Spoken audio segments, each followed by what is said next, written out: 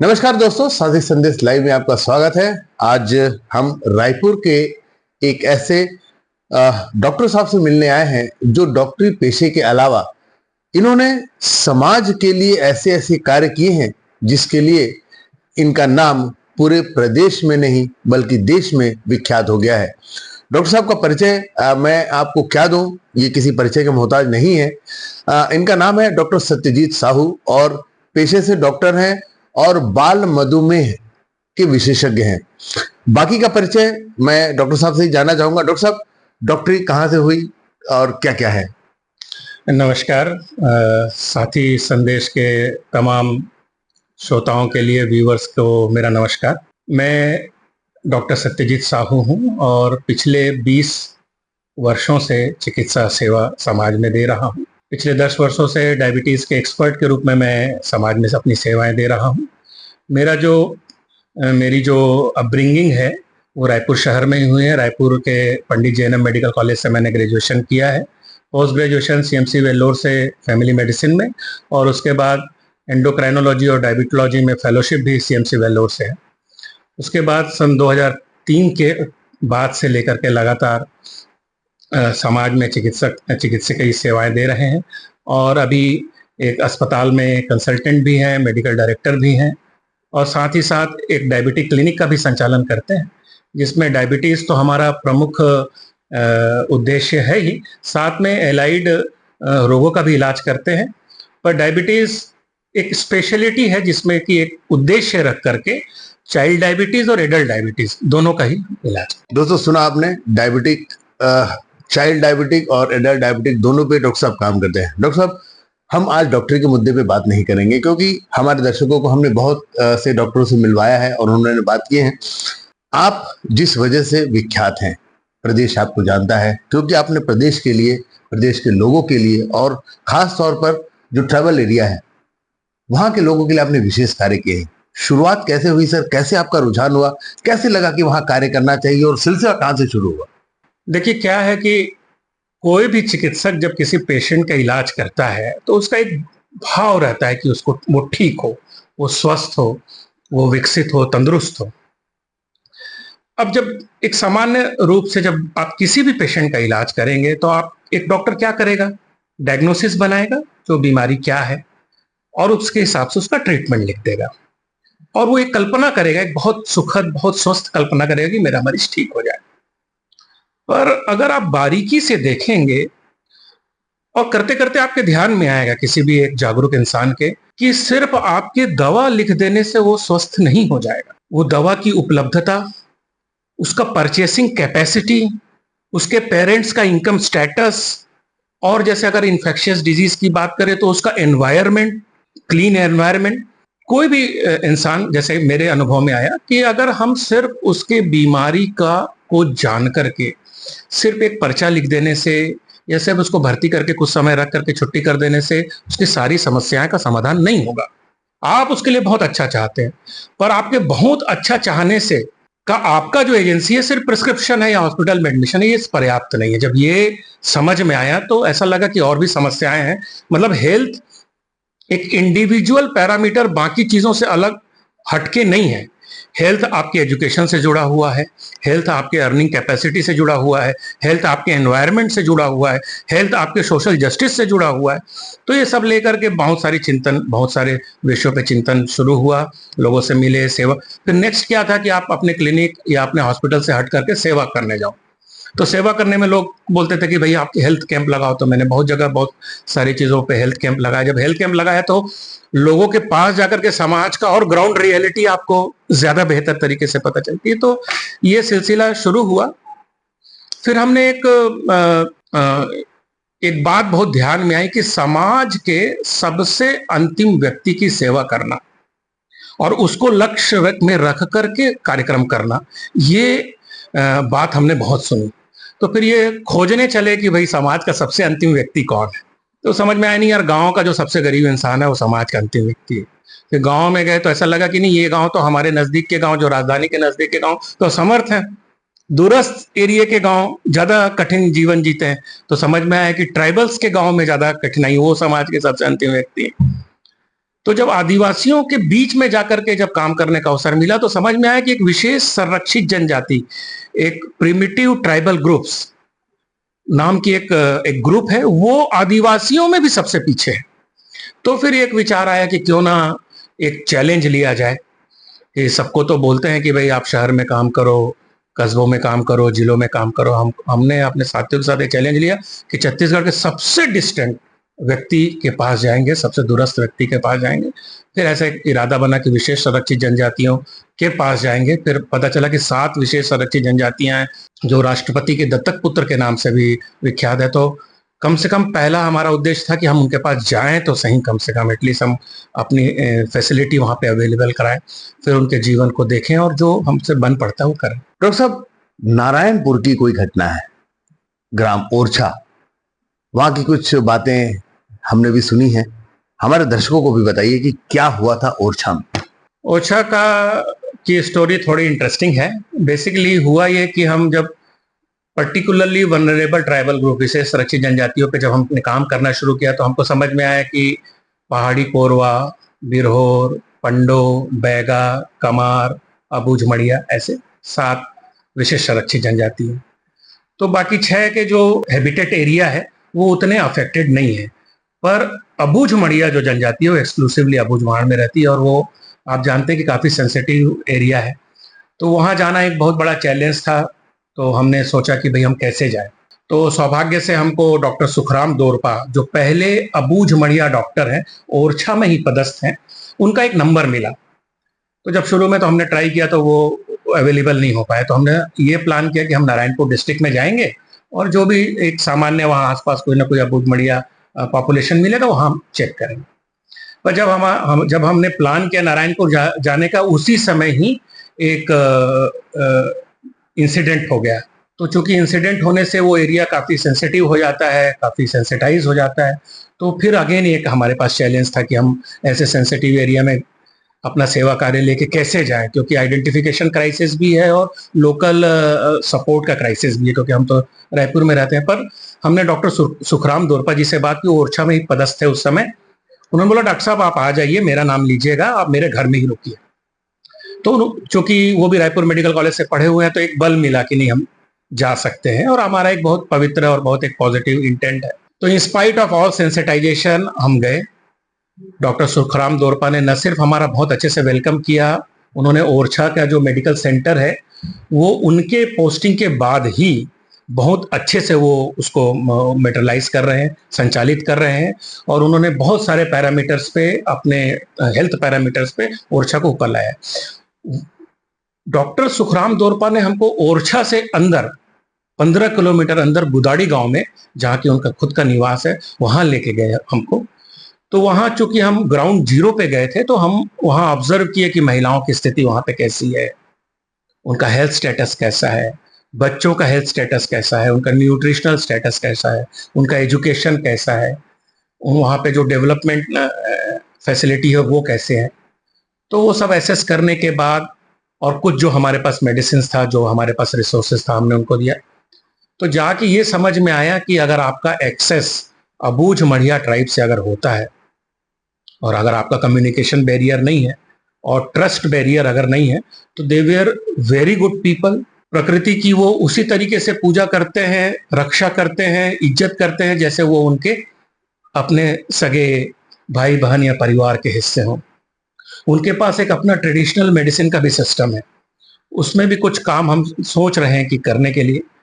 तो जो tribal area है वहां पे जो हमको इश्यूज दिखा कि उनके अपने ट्रेडिशनल मेथड्स ऑफ सर्वाइवल, उनके ट्रेडिशनल मेथड्स ऑफ मेडिसिन, उनके traditional methods of living through out the season, her season में उनका एक अपना लिविंग और अर्निंग का एक पैटर्न है, उसको साथ में रख करके ये जो मॉडर्न डेवलपमेंट है, अगर उसको क्लब करके हम कुछ फैसिलिटी दे सके तो उनका नेटिव हैबिटेट, उनकी आइडेंटिटी, उनकी सुरक्षा भी सुनिश्चित रहेगी और उनका विकास भी सुनिश्चित रहेगा। तो ये अनुभव में आया हमारे। बाकी हमने ये पाया कि शहरों से जैसे जैसे हम दूर चले जाते हैं, वैसे वैसे फैसिलिटीज़, वैसे वैसे एम्यूनिटीज़ वैसे वैसे एजुकेशन, वैसे वैसे लाइवलीहुड चेंज होते जाता है। और मेरा अपना मानना ये है कि शहरों में जिस व्यक्ति व्यक्ति के पास जितना विकास की संभावना है, जितने उसकी क्षमता को प्रदर्शित करने की संभावना है, आज़ादी के इतने साल बाद भी, और छत्तीसगढ़ में भी, हम छत्तीसगढ़ की बात करें तो राजधानी में और सबसे दूर एरिया में ये जो डिफरेंस जितना कम होते जाएगा, उतना ही हम अपने आप को विकसित, विकासशील या गौरवान्वित महसूस कर सकेंगे। यही ऑब्जेक्ट है हमारा। दोस्तों, ये थी अबुझमाड़ की कहानी। डॉक्टर साहब ने ऐसे बहुत सारे जगहों पर अपने कैंप लगाए हैं और जगहों पर गए हैं जहां इनका अनुभव बहुत विचारणीय है। मणिपुर की भी ऐसी कोई घटना है। डॉक्टर साहब, आपसे ये जानना चाहेंगे, जो आपका वहां अनुभव हुआ, सरकार को और कितना वहां पहुंचना पड़ेगा? अभी तक तो पहुंच नहीं पाई है मेरे हिसाब से, जैसा आप बता रहे हैं। और ऐसे क्या कार्य करने पड़ेंगे कि वहां के लोगों का स्वास्थ्य स्तर हो गया या विकास का स्तर हो गया, वो बढ़ सकेगा? जो एक्सपीरियंस हमारा है, चाहे आप मणिपुर का बोलें, चाहे विशेष संरक्षित जनजातियों पे अलग अलग जनजातियों का बोलें, अबूझमाड़ का बोलें, और उसके अलावा हिंदुस्तान के दीगर राज्यों में भी हमारा प्रवास रहा है, तो जो हमने पाया है, निश्चित रूप से हम, एक बात तो एकदम फैक्ट है कि भाई राजधानी से जितना दूर आप जाते जाएंगे, आपको एम्यूनिटीज कम होते चले जाएंगे। आपके सभी प्रकार की एम्यूनिटीज, चाहे शिक्षा हो, चाहे स्वास्थ्य हो, चाहे रोजगार हो, चाहे न्याय हो, चाहे और भी चीजें। तो ये कारण क्या है कि भाई क्यों ये नहीं पहुंच पाती हैं? और जो दूसरा प्रश्न ये है कि भाई सरकार और क्या करे कि भाई वहां तक हम वैसी सुविधाएं पहुंचा पाए जो यहाँ तक। तो जो हमने महसूस किया, एक तो है कि सोसाइटी का कंट्रीब्यूशन। सोसाइटी का कंट्रीब्यूशन क्या है? हम ये सोचते हैं कि सरकार क्यों नहीं पहुंचा पा रही है, वहां एक सिस्टम है वो क्यों नहीं कर पा रहा है। तो सिस्टम जो है वो अपने एंड से कर रहा है। इसका उदाहरण मैं आपको बता रहा हूं कि भाई अगर आप आज से 70 साल पहले देखेंगे तो वहां कोई जिला भी नहीं बना था, अभी जिला बन गया है। 70 साल पहले कोई डिस्ट्रिक्ट मजिस्ट्रेट नहीं था, डिस्ट्रिक्ट मजिस्ट्रेट पहुंच गया। 70 साल पहले कोई प्राथमिक विद्यालयों की संख्या जितनी रही होगी वो बढ़ गई है, पीएससीज की संख्या बढ़ गई है। तो अगर 1947 से लेके 2025 तक की बात करें तो अगर बड़े पैनोरामा पे देखेंगे तो आपको प्रोग्रेस दिखेगा, पर वो प्रोग्रेस उतना नहीं दिख रहा है जितना आज रायपुर में दिख रहा है। तो अगर आप रायपुर की भी बात करेंगे तो 1947 में रायपुर के पास भी राजधानी का हिस्सा नहीं था जो 2025 में है। तो समय से तो प्रोग्रेस होगा। तो समय का जो प्रोग्रेस है वो सरकारें अपने तरीके से करती हैं, करती रहेंगी और करना भी चाहिए और कर भी रही हैं, ऐसा मैं मानता हूं। पर जो डेवलपमेंटल एजेंडा है वो इम्प्लीमेंटेशन कैसे होगा? तो इम्प्लीमेंटेशन सिर्फ गवर्नमेंट एफर्ट से हो जाएगा नहीं, उसके लिए सोसाइटी को भी अपना उतना ही एफर्ट डालना पड़ेगा। एक जागरूक डॉक्टर होने के नाते, एक जागरूक सीए होने के नाते, एक जागरूक चिंतनशील व्यक्ति होने के नाते, एक जागरूक व्यवसायी होने के नाते व्यक्ति को सिर्फ अपने स्व केंद्रित चिंतन को छोड़ करके समाज केंद्रित चिंतन उसको लाना पड़ेगा। ठीक वैसे ही मान लीजिए कि कोई व्यक्ति सरकारी पद में है, मान लीजिए कि वो एक बहुत जिला स्तरीय पद में है, तो उसको भी अपने बेहतरी के अलावा, अपने एक व्यक्तिगत बेहतरी के अलावा, अपने सरकारी दायित्वों के निर्वहन के अलावा अपने सामाजिक दायित्वों का भी निर्वहन करना पड़ेगा। तो समाज में जितने भी लोग हैं, चाहे मीडिया में हो, चाहे प्रशासन में हो, चाहे विधायिका में हो, चाहे सोशल एक्टिविज्म के रूप में हो, चाहे एक सामान्य छोटा सा गणेशोत्सव समिति हो या छोटी छोटी स्पोर्ट्स कमेटी ही क्यों ना हो, हर जगह उत्सव हो रहा है। तो ये सारे धार्मिक संस्थाएं, सामाजिक संस्थाएं, आर्थिक संस्थाएं मिल करके एक सम समाज तत्व, एक कलेक्टिव बेनिफिट के लिए अगर पार्टिसिपेट करेंगे तो ये प्रोग्रेस जो हो रहा है वो जितना कम हमको लग रहा है वो बढ़ेगा। साथ ही साथ अगर जो जहां कहीं भी एक्सप्लॉइटेशन है, जहां कहीं भी इनजस्टिस है, वो भी प्रॉपर एजुकेशन से, प्रॉपर अवेयरनेस से और प्रॉपर पार्टिसिपेशन से, और पार्टिसिपेशन, अवेयरनेस, ये सारे ऑल डोमेन पे अगर होगा तभी होगा। हम एक छोटा सा प्रयास ऐसा कर रहे हैं कि भाई हम अगर रायपुर बेस्ड एक ग्रुप है, हम अगर कर रहे हैं तो वहां के लोकल बेस्ड ग्रुप भी करें, और सिर्फ अपने, अगर ज्यादा नहीं करते तो अपने जिले में करें, अपने ब्लॉक में करें, अपने पंचायत में करें। तो जो की एलिमेंट मैं देखता हूँ कि अवेयरनेस है, और न सिर्फ अवेयरनेस है बल्कि आपका एक पार्टिसिपेशन है। ये अवेयरनेस और पार्टिसिपेशन, कलेक्टिव बेनिफिट का जब चिंतन होगा तो होगा। तो ये तीनों चीजों को मैं सोचता हूँ कि सरकार के लेवल पे भी, व्यक्ति के लेवल पे भी, सामाजिक संस्थाओं के लेवल पे भी ऐसा करना चाहिए। हम सरकार तो हम नहीं है, पर हम अपने आसपास जितने लोग हैं उसमें ये जागरूकता फैलाने का प्रयास जरूर कर रहे हैं। डॉक्टर साहब, काम आप बहुत सारे क्षेत्र में कर रहे हैं। हमने ऐसा सुना है कि दो ऐसे ग्रुप, आपने अभी ग्रुप की बात की, दोस्त और प्योर, ये दो ग्रुप्स हमने सुने हैं जिसमें आप भागीदार हैं, संलिप्त हैं। क्या है सर ये दोस्त और प्योर, क्या है ग्रुप, किस क्षेत्र में काम करते हैं? देखिए, दोस्त डॉक्टर्स ऑन स्ट्रीट एक ग्रुप है। कोविड के समय में हमने ये महसूस किया था कि लोग अस्पताल आने से भी डर रहे हैं और डॉक्टर से भी डर रहे हैं। मतलब रोग से डर रहे हैं, बहुत डर है, और अस्पताल आने से डर रहे हैं मृत्यु के डर से या खर्चे के डर से। तो हमने एक लाइक माइंडेड डॉक्टर्स का, सेवाभावी डॉक्टर्स का, फार्मासिस्ट का, नर्सिंग स्टाफ का एक ग्रुप बनाया जो होम विजिट करके अपनी सेवाएं देता था। तो इस तरीके से हमारा एक ग्रुप शुरू हुआ। हम दोस्त में लगातार काम कर रहे हैं, विशेष आरक्षित जनजातियों के हेल्थ के लिए भी काम कर रहे हैं, डी एडिक्शन के लिए भी काम कर रहे हैं, डिजीज अवेयरनेस के लिए भी काम कर रहे हैं। और हम इस ग्रुप के द्वारा हम पूरे प्रदेश के, देश के सब डॉक्टर्स को एक प्रेरणा देने का भी काम कर रहे हैं कि न सिर्फ हम सोच रहे हैं, बल्कि हम अपने ग्रुप के रिसोर्सेस को यूटिलाइज करके अपने एंड से हम अगर सर्विस दे रहे हैं, तो ये जो आइडिया सब जगह जाए और एक एक एक प्रकार का एक इंस्पिरेशन रहे बाकी डॉक्टर्स को, बाकी ग्रुप को भी कि वो करें।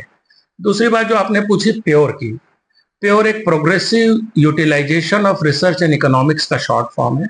जब ये ध्यान में आया कि डॉक्टर्स के ग्रुप को लेकर के हम चिकित्सकीय विषय को लेकर के समाज में जा रहे हैं, सेवा कर रहे हैं, अवेयरनेस बढ़ा रहे हैं, तो बहुत सारे ऐसे विषय भी हैं जो नॉन डॉक्टर्स, मतलब नॉन मेडिकल इश्यूज है। जैसे एक बहुत सिंपल है कि यूथ अवेयरनेस या यूथ ट्रेनिंग।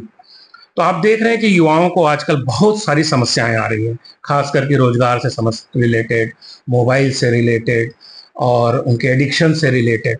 तो जो प्योर संस्था है वो समाज में जाकर के उनके इकोनॉमिक वैल्यूज को लेकर के, उनके सर्विस वैल्यूज को लेकर के, उनके ट्रेनिंग और डेवलपमेंट वैल्यूज को लेकर के, और उनको एम्पावर करना, हाउ टू एम्पावर देम, कि वो अपना प्रतिभा को, अपनी क्षमता को समाज के रचनात्मक दिशा में लगा पाए। तो एक ग्रुप हमने बनाया जो दूसरों को प्रेरणा दे, करके दिखाए, और वो ऐसे लोगों को तैयार करे, ऐसे लोगों के बीच में जाए जहां उनकी एक प्रेरणा समाज में काम करने की, अच्छा काम करने की, एक्स्ट्रा काम करने की, लोगों को हेल्प करने की, वो उनके बीच में इस तरीके से वो कल्टीवेट हो कि वो भी एक बहुत responsible, service oriented, dedicated, pro justice, pro environment एक इंडिविजुअल बन सके। तो इस प्रकार से दोस्त और प्योर का हमारा एक विजन है कि लगातार सोसाइटी में काम करे, और एक विचार को सामने में रखे, उस विचार का संवर्धन करे, पोषण करे, सबके बीच में रखे, उस विचार पे आधारित कर्म को डेमोन्स्ट्रेट करे, और तीसरा जब वो विचार को रखे, उसके एक्शन को डेमोन्स्ट्रेट करे, तो दूसरों को इंस्पायर भी करे कि भाई आप भी ऐसा कर सकते। डॉक्टर साहब, इन कामों के अलावा हमारे पास एक इंफॉर्मेशन और है आपके बारे में कि आप समाज, छत्तीसगढ़ी समाज के बारे में भी आप बहुत सोचते हैं और उसके लिए भी कुछ बहुत अच्छे विचार रखते हैं, और आप इस संस्था से भी जुड़े हुए हैं। क्या संस्था है सर, और इनका क्या उद्देश्य है? आपने बहुत इंटरेस्टिंग बात पूछी। अभी मुझको छत्तीसगढ़ी समाज नाम का एक ऑर्गेनाइजेशन है, उसका छत्तीसगढ़ का स्टेट चेयरमैन बनाया गया। तो मेरे पास ये सवाल आया आपके अलावा भी कि डॉक्टर साहब आप तो डॉक्टर हैं, तो आप क्या कर लेंगे छत्तीसगढ़ी समाज में? छत्तीसगढ़ी समाज पिछले 60 साल से छत्तीसगढ़ में काम कर रहा है। बेसिकली ये जो छत्तीसगढ़ी समाज है, ये एक ऐसा ऑर्गेनाइजेशन है जो सोशियो इकोनॉमिक जस्टिस के लिए काम करता है। तो अब ये समाज के स्टेट चेयरमैन होने के नाते मेरे पास यह समाज, जो ऑर्गेनाइजेशन का स्ट्रक्चर छत्तीसगढ़ के सारे डिस्ट्रिक्ट में है। तब मान के चलिए कि छत्तीसगढ़ में 33 डिस्ट्रिक्ट है, तो 33 डिस्ट्रिक्ट में हमारी एक जिला बॉडी है, डिस्ट्रिक्ट बॉडी है। उसके अलावा एक 5 शाखाएं हैं, स्टूडेंट्स विंग है, यूथ विंग है, लेबर फेडरेशन है, एग्रीकल्चर फेडरेशन है, और वुमेन्स फेडरेशन है। तो इस प्रकार के जो एक बड़ा स्ट्रक्चर है, उसमें हम उसमें काम करके, उसमें जो लीडरशिप दे करके हम एक मैसेज देना चाहते हैं कि एक रिस्पॉन्सिबल सिटीजन डेमोक्रेटिक स्ट्रक्चर पे, कॉन्स्टिट्यूशनल स्ट्रक्चर पे, मीडिया के स्ट्रक्चर पे एक ऐसा स्पेस जनरेट करे जिससे कि वो समाज में क्रिएटिव इनपुट्स दे सके, देखिए क्या हो रहा है कि हम सारी चीजें पॉलिटिकल स्ट्रक्चर पे थोप दे रहे हैं कि पॉलिटिकल स्ट्रक्चर ये करना चाहिए। पॉलिटिकल स्ट्रक्चर अगर नहीं करता है तो समाज क्या करता है, उस पॉलिटिकल स्ट्रक्चर को बदल के दूसरे एक पॉलिटिकल स्ट्रक्चर को ले आता है। तो बॉडी बस बदलती है, स्ट्रक्चर और व्यवस्थाएं और वो पूरे तरीके से नहीं बदलता। तो इसमें हमारा ये ऑब्जर्वेशन है कि जो जो अवेयर लोग हैं, जो करना चाहते हैं, जो शिक्षित लोग हैं, जिन्होंने कॉन्स्टिट्यूशन पढ़ा है, जिन्होंने जो डेमोक्रेटिक वैल्यूज को जानते हैं, जो इनजस्टिस के खिलाफ आवाज उठाना चाहते हैं, जो जो एनवायरमेंट के लिए आवाज उठाना चाहते हैं, वो कैसे आवाज उठाएंगे? या तो वो चुनाव लड़ लें। आप जान रहे हैं कि पॉलिटिकल स्ट्रक्चर ऐसा है कि सारे लोग उसमें शामिल नहीं हो सकते। एक विधानसभा में आप कल्पना करिए कि एक ही इलेक्टेड मेंबर होगा और एक हारा हुआ मेंबर होगा। एक पॉलिटिकल स्ट्रक्चर है, एक प्रशासनिक स्ट्रक्चर है, एक जुडिशियल स्ट्रक्चर है। काफी कम लोग हैं, बाकी रेस्ट ऑफ द सोसाइटी है ना। तो रेस्ट ऑफ द सोसाइटी करेगी क्या? और क्या सिर्फ बोले कि नहीं आप जस्टिस नहीं दे पा रहे हो, आप डेवलपमेंट नहीं कर पा रहे हो, आपने ये नहीं किया, आपने वो नहीं किया, तो बाकी सोसाइटी करेगी क्या? ये बड़ा प्रश्न, इसको सोचना पड़ेगा। तो हम जो हमारे ऑर्गेनाइजेशन के तरीके से हम ऐसे लोगों तक मैसेज पहुंचाना चाह रहे हैं कि हमारा एक ऑर्गेनाइजेशन है जो सोशल जस्टिस के लिए जो भी काम करे, डेमोक्रेटिक स्ट्रक्चर के अंदर रह करके, कॉन्स्टिट्यूशनल स्ट्रक्चर के अंदर रह के, जैसे आप जैसे पत्रकार लोग हैं, ऐसे बहुत सारे शिक्षित लोग हैं, ऐसे बहुत सारे लाइक माइंडेड यूथ हैं जो कम से कम विषय को उठा सकें, जो कम से कम कलेक्टर के पास जा सकें, जो कम से कम जुडिशरी अधिकारी के पास जा सकें, जो कम से कम एजुकेशन पे के अधिकारी के पास जा सके, जो कम से कम हेल्थ के अधिकारी के पास जा सके, जो कुछ लोगों को सेवा कर सके, कुछ लोगों को जस्टिस दिला सके, कुछ कुछ वैक्यूम है, कुछ लैक्यूना है डिलीवरी में, उसमें एक एक्टिव पार्टिसिपेशन कर सके। नॉन मतलब बिना चुनाव लड़े, बिना बहुत अत्यधिक संसाधन के, सिर्फ अपने जागरूकता से, सिर्फ अपने ट्रेनिंग से, सिर्फ अपने कमिटमेंट से वो क्या कर सकता है, ऐसे लोगों को हर जिले में चिन्हित करके हमने बॉडी बनाई है। तो हम चाहते हैं कि ये जो मैसेज है कि active participation towards the delivery of justice, towards the delivery of system, ये बहुत ऑन गोइंग प्रोसेस है। इस ऑन गोइंग प्रोसेस में हम लोगों को ट्रेनिंग दें, उनको एम्पावर करें कि नहीं आप कर सकते हो।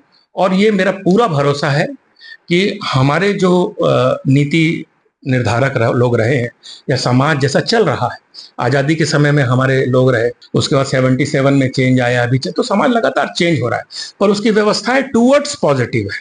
तो टूवर्ड्स पॉजिटिव अगर है तो सिर्फ स्ट्रक्चर, समाज ये भूल गया है कि ये स्ट्रक्चर समाज से निकला है। इंस्टीट्यूशंस जो हैं, अगर प्रशासनिक इंस्टीट्यूशन समाज ने बनाया है, पॉलिटिकल इंस्टीट्यूशन समाज ने बनाया है, जुडिशरी इंस्टीट्यूशन समाज ने बनाया है, एकेडमिक समाज ने बनाया है। आज समाज क्या सोचता है कि सारा काम उसका है, हमारा नहीं। तो ये प्राइमरी फंडामेंटल कि समाज के, वो समाज से निकले हुए इंस्टीट्यूशन है भाई, अगर उसमें कुछ कमी है तो उसको पूरा करना समाज का काम है। ये भाव, इस भाव को स्टेट लेवल पे हर डिस्ट्रिक्ट में वो जो भी लाइक माइंडेड लोग हैं, जो भी अच्छे लोग हैं, उनके बीच में जाना, बात करना, और एक ऑर्गेनाइजेशन के तहत उनको बल देना कि नहीं सिर्फ आप नहीं हो, हम भी ऐसा सोचते हैं। इस तरीके का एक पॉजिटिव क्रिएटिव इनपुट्स देने के लिए पूरे छत्तीसगढ़ में एक ऐसा दायित्व तो मिला है, हम इसमें लगे हुए हैं। देखते हैं कि भविष्य में क्या होगा, पर हम बहुत आशान्वित हैं। मैं व्यक्तिगत रूप से आशान्वित हूँ, हमारा सामाजिक ऑर्गेनाइजेशन आशान्वित है। एक अंतिम बात आपके साथ करना चाहता हूँ कि जब बहुत दुराव्यवस्था, इनजस्टिस, शोषण ऐसा दिखता है तो हमको लगता है कि बहुत निराशाजनक समय है। ऐसे समय में, ऐसे निराशाजनक समय जो हमारे समय, आज का समय, ये कोई सिर्फ 2025 में ऐसा निराशाजनक दिख रहा है ऐसा थोड़ी ना। 77 में भी दिख रहा था, 47 में भी दिख रहा था, 1857 में भी दिख रहा था, गौतम बुद्ध जी के समय में भी दिख रहा था, शंकराचार्य के समय में भी दिख रहा था। तो सोसाइटी तो आगे बढ़ती गई ना लगातार। इसका अर्थ ये है कि सोसाइटी में पॉजिटिव सोच को लेकर के, चाहे एक व्यक्ति भी, चाहे मुट्ठी भर व्यक्ति भी अगर आगे आएंगे तो एक बड़ा परिवर्तन पॉसिबल है। इस बहुत बड़े आइडिया को लेकर के हम लगे हुए हैं। मुझसे पूछते भी हैं, डॉक्टर साहब आप तो डॉक्टरी कर रहे हैं और समाज का क्या काम कर पाएंगे? तो हम ये बोलते नहीं, हमारा एक आइडिया अच्छा है, हमारे पास जितना भी एक्स्ट्रा समय है, और डॉक्टरी काम भी समाज का ही काम है, पर उसके अलावा भी हम अगर बड़े लेवल पे कर पाए और लोगों को साथ जोड़ के कर पाए तो हम इसको कर पाएंगे। और मैं तो एक माध्यम हूँ, एक परंपरा प्रवाह है, ये प्रवाह लगातार सातत्य बना रहे, इस दृष्टि से मैंने ये स्टेट चेयरमैनशिप का दायित्व ग्रहण किया है और ये लगातार चलते रहेगा। तो हम एक अच्छे कैरेक्टर बिल्डिंग को लेकर के, अच्छे मॉरल वैल्यूज को लेकर के, एक कमिटमेंट, एक पॉजिटिव कमिटमेंट, पॉजिटिव एंथुजियाज्म और एक पॉजिटिव समाज की बुनियाद को लेकर के एक आशा में काम करने का एक माहौल बनाना चाह रहे हैं। ये हमारे छत्तीसगढ़ी समाज का उद्देश्य। ये थे हमारे बीच में डॉक्टर सत्यजीत साहू जी, जिन्होंने अपने जीवन को इस तरह से सफल किया है कि वो अपने प्रोफेशन में भी आज सफल है और सामाजिक स्तर पर भी अगर देखा जाए तो समाज सेवा के क्षेत्र में भी उन्होंने सफलता का परचम लहराया है छत्तीसगढ़ी समाज के लिए, जो आज कर रहे हैं। और सबसे बड़ी चीज, मेडिकल और नॉन मेडिकल दोनों ही फील्ड में इन्होंने संस्था बना करके दोनों ही क्षेत्र में काम किया है, परस्पर सहयोग से, परस्पर मिलान करके, और दोनों को बराबर लेकर के चले हैं ये। तो ऐसे व्यक्तित्व बहुत ही कम देखने को मिलते हैं। हम आशा करेंगे कि आपकी जो दोनों तीनों संस्थाएं हैं सर, वो बहुत आगे जाए और बिल्कुल अच्छे से काम चलता रहे। आपको बहुत बहुत धन्यवाद हमारे से जुड़ने के लिए। बहुत शुक्रिया, थैंक यू। तो दोस्तों, ऐसी और खबरों के लिए हमारे साथ बने रहें और देखते रहें साथी संदेश लाइव। मैं हूं संतोष शर्मा, रायपुर से।